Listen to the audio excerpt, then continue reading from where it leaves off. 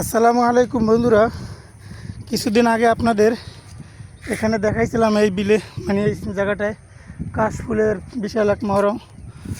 পুরা জায়গাটায় শুধু কাশফুল ছিল। সেই কাশফুলগুলা শেষ, কেটে ফেলাইছে এবং এগুলো নাকি পানের বরে লাগে। এই যে আপনাদেরকে দেখাই, কেটে সব এদিকে রাখছে। এই যে দেখছেন, কেটে এদিকে সবাই রাখছে। এগুলো নাকি পানের বরে লাগবে। দেখছেন এই যে সব কিন্তু কাশফুল। এই যে আপনাদেরকে দেখাই, দেখছেন এটি সব কাশফুল। গাছ কেটে কেটে রেখে দিছে, পানের বরে নাকি লাগবো, সেই জন্য।